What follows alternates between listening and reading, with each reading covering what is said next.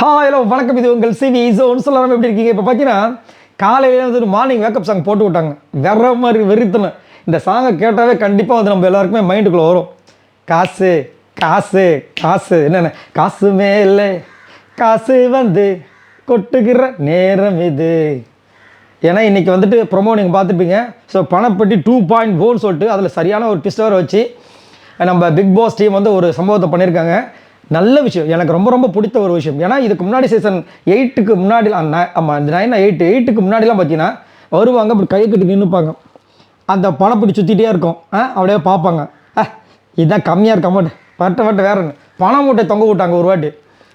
இதெல்லாம் வேணாம் செல்லாது, இன்னும் பெரிய அமௌண்ட் இப்படின்னு போயிட்டு இருந்தது. ஆனால் போன சீசனில் அந்த பணப்பட்டில் ஒரு விஷயத்த வச்சாங்க வேற மாதிரி. அதுலேயும் ஜாக்லின் இப்போ வரைக்கும் யாராலையும் மறக்க முடியாது, அதேமாதிரி சௌந்தர்யம் மறக்க முடியாது. அவ்வளோ தூரம் ஓடிட்டு ஆஹான்னு சொல்லிட்டு திரும்பி வந்தாங்க பாருங்க, அதெல்லாம் சான்ஸ் இல்லை. அதாவது ரெண்டு வகை, ஒன்று வந்துட்டு தோத்தாலும் ஜெயிச்சாலும் விட மாட்டேன்டா அப்படின்னு ஒரு வகை, அது ஜாக்லின். இன்னொன்று தோக்கு போகிற தெரியுது, அப்படி இருக்கிற ரிஸ்க்கு வாடா அப்படின்னு சொல்லிட்டு சௌந்தர்யம் பண்ண சொல்லும்போது கூஸ் பம்பாக இருக்குது. அந்த சௌந்தர்ய பண்ண இப்போ வரைக்கும் செம்ம ட்ரெண்டிங். அந்த ரீல்லாம் நீங்கள் பார்த்தீங்கன்னா குழந்தை ஒன்று சவுண்டு ஒன்று இருக்கும், அதை வந்து சௌந்தர்யாவோட மிக்ஸ் பண்ணி போட்டிருப்பாங்க. அதெல்லாம் மறக்கவே முடியாது. அதேமாதிரி நம்ம முத்துக்குமரெலாம் அப்படி விருத்தனமாக ஓடுவார். யாருக்கா ஞாபகம் இருக்குன்னு சொல்லுங்கள். அதேமாதிரி விஷாலும் செம்ம அவர் நல்லா ஹைட்டு வர நம்மளாம் எதிர்பார்த்துருக்க மாட்டோம். அதேமாதிரி ரயான் ஒரு சம்பவம் பண்ணியிருப்பார், ஏன் நம்ம பவித்ரா பண்ணியிருப்பாங்க. ஸோ அந்த மாதிரி இந்த வாட்டி வந்துட்டு இந்த பணப்பட்டியில் ஒரு சரியான ஒரு ட்விஸ்ட்டை கொடுத்துருக்காங்க. கார் வைப்போம், ஒரு டாஸ்க் ஒரு நாள் நடக்கும் போல இருக்குது. இந்த வாட்டி வந்துட்டு கார் இருக்கும், பணப்பெட்டி இருக்கும். பணத்தை சேர்க்க போகிறதே நீங்கள் தான். அப்போ கூட வந்து போன சீசனில் வந்துட்டு இந்த அமௌண்ட்டு இதுக்கு சேலஞ்சு, இந்த டைமில் வந்தால் நீங்கள் வீட்டுக்குள்ளே இருப்பீங்கன்னா அப்படியே வீட்டுக்கு போக வேண்டியதான். அப்படி நம்ம ஒரு சேலஞ்சு, அது டூ ஆர் டை சிச்சுவேஷன்.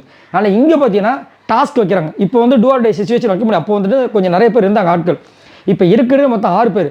அதுலேயும் ஒருத்தவங்க பணப்பட்டு எடுத்துறாங்க, மீதி 5 பேர். அதுலேயும் மிட் வீக் எவிக்ஷன் ஒன்று இருக்குது, அது வந்துச்சுன்னா மீதி 4 பேர். ஸோ அதனால் வந்து அந்த ரிஸ்க் எடுக்காமல் இப்போ என்ன பண்ணியிருக்காங்கன்னா போட்டி போட்டு நீ சம்பாதிச்சா உனக்கு காசுன்ற மாதிரி ஒரு விஷயத்தை பண்ணியிருக்காங்க. இப்போ ஃபஸ்ட் டைம் வந்து என்ன பண்ணியிருக்காங்க, அந்த காரில் வந்து காசு அங்கங்கே செதற விட்டுருக்காங்க. செதற விட்டு நீ போய் முடிஞ்சா எடு, ஆனால் பஜாருக்குள்ளே வரணும். பஜாருக்குள்ளே வந்துட்டேன்னா அந்த காசு உனக்கு, இல்லைன்னா அந்த காசு நீ போய் எடுத்ததில் வேஸ்ட்டு.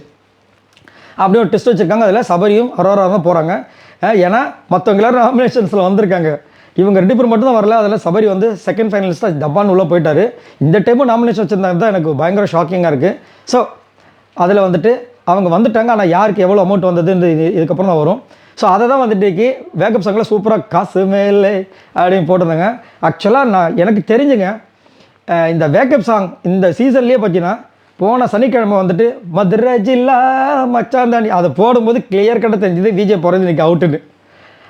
அடுத்தது இன்றைக்கி காசு மேலே சாங் போட்டிருக்கேன். எனக்கு இந்த 2 சாங்கை வந்துட்டு லைஃப்பில் மறக்கவே முடியாது. உங்களுக்கு என்ன தோணுதுன்றதை மறக்காம கீழே கமெண்ட்ஸ் பண்ணுங்கள். யாரெல்லாம் கமருதீன் விஜய் போகிற மிஸ் பண்ணுறீங்க? நான் ரொம்ப மிஸ் பண்ணுறேன். பாய் நண்பர்களே.